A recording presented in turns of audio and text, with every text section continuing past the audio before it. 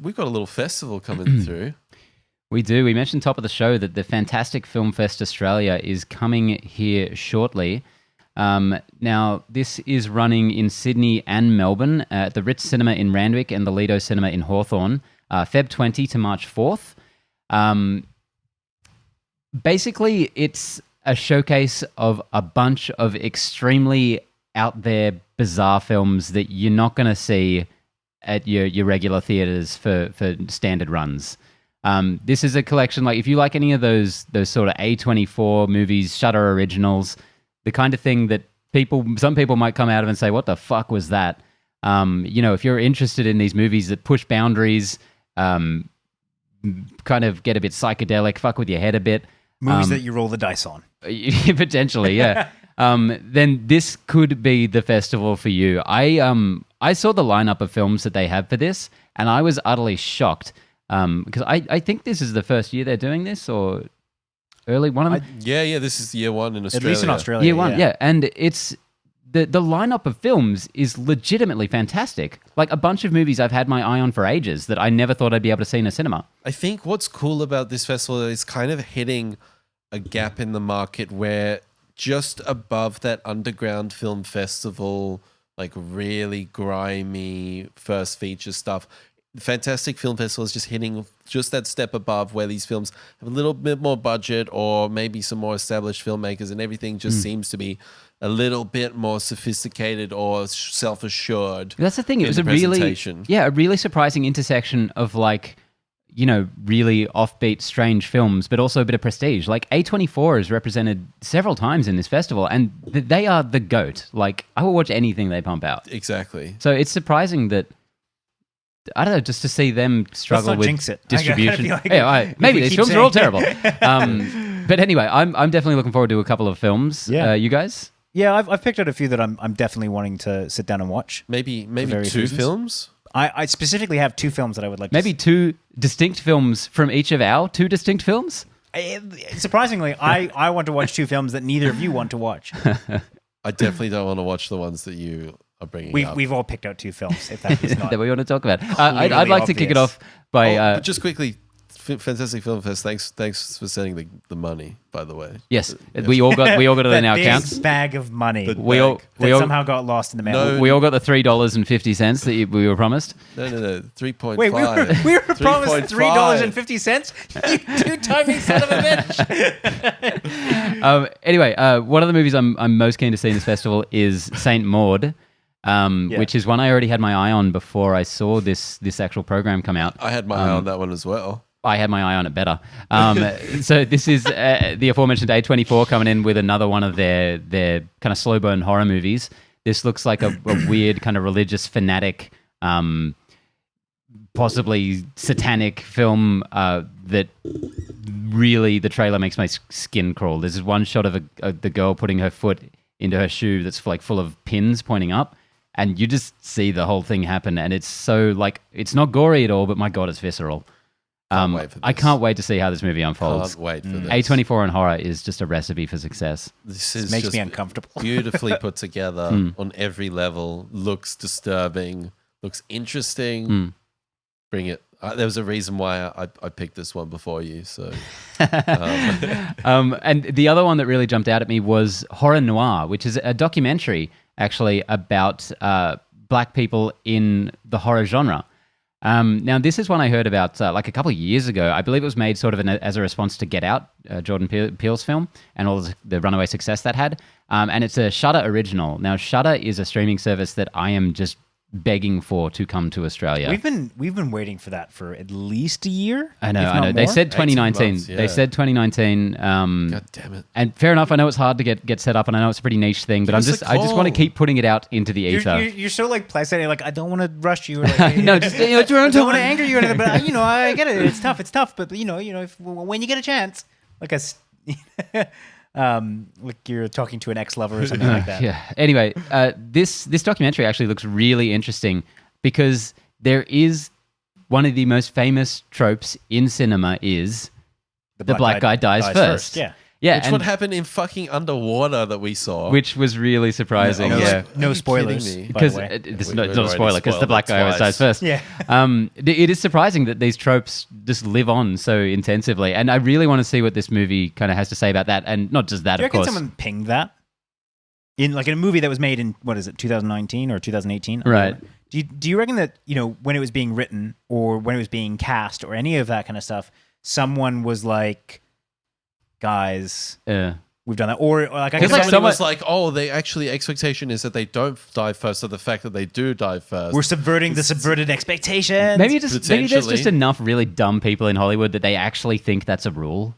There's Oh, like yeah, some yeah, yeah. producer who's like, I got the new cast member for you, and no one Yeah. calls him out. He's like, there you go. or someone just like like you'd be really good for this role, and they just kind of like weighed up the fact like trope, good for the role. I can only give you the first 3 pages of the script, though. I apologize. Yeah. Anyway, I'm really keen to see those movies. How about you guys? Go for it, Connor. Cool. Yeah. So I had picked out a trailer for Suicide Tourist. Starring a while Nikolai ago, Costa-Waldau. Yeah, and I was pleasantly surprised to see that was also in this festival. Really interesting concept about a suicide fantasy hotel. The trailer does not give away an awful lot. But This one looks twisty. sorry. This one looks twisty. It does look very twisty, and it looks like one of those. It looks like all the good parts of what was that weird hotel eel thing that we watched last year or the year before even. Oh, I was going to say Better Living Through Chemistry, but That- no, that's Better, the Better Living or Medicine for the Head and the yeah. Heart. Anyways, that movie. Gore Verbinski directed Gore it. Verbinski, Look it up. sorry. That's not the name of the film. Better Life. Um, High Life. what's happening? Better Call Saul. Jason Bateman. Better Off Ted. Yeah. Anyways, it looks like all the aspects of that film that I really enjoyed, kind of mixed with a bit of Shutter Island, like some themes out of that. Yep. Mixed with Nikolai Costa-Waldau, who's one yeah. of the fucking best actors out. I will watch him in anything. Yeah, He's so good.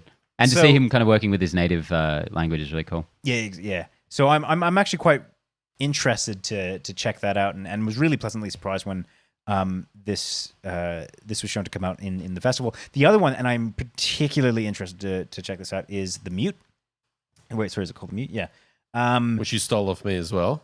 Yeah, sure. All right, this is starting to be a bit I'm of so a generous, guys. To everyone paranoid listening George. at home, with you. I'm the most generous one on the podcast. Just handing out movies. And the most humble. Yeah. I really love naturalistic horrors. like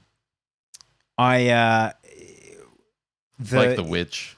You know what? I fucking knew you were going to bring that up. Hypocrite. I absolutely I'm knew. this and I'm that. I knew you were Come going to bring on, that up. let's And- be and I was- fucking real, I was dude. going to Bringing up old shit. to talk about that before you had the chance to bring it up. It's an old tweet from 2011, man. Can I once again remind you that the reason I don't like The Witch is because it was so poorly marketed. Oh, boo hiss. You went Get over safe. the trailer, mate. Is the film good or not? Yeah, look. So this looks like a What's this one about? So this is about two missionaries in medieval times that go to a secluded tribe to try and proselytize. It involves I guess a theme and some kind of usage of nature and naturalistic horror that really reminds me of like a mix of Valhalla and Apocalypto. What was the Mel Gibson one? Yeah, it looks like a kind of a mix between those two a little bit. Also looks a little bit Darren Aronofsky-ish. I definitely get what you're saying. You know what The I mean? Fountain. The Fountain and also Mother? Mother. Yeah, You- it looks like it's very much going to be that kind of almost esoteric, I suppose, type of film. But and I kind of hope it's not though. And allegorical. Yeah, I kind of hope it's not. I kind of hope that it is somewhat plot driven. But yeah, look, I just love I love the setting. I love the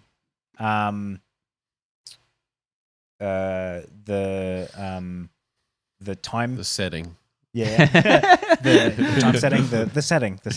I really love the setting. Yeah, the land, the period- the location, The period it's set setting, in. the time, the location, the setting, the time. When Okay, the movie takes place. I'm just thinking about like it's really just like I'm on a hill. it looks as though it's very the sun. striking in terms of visuals. Completely.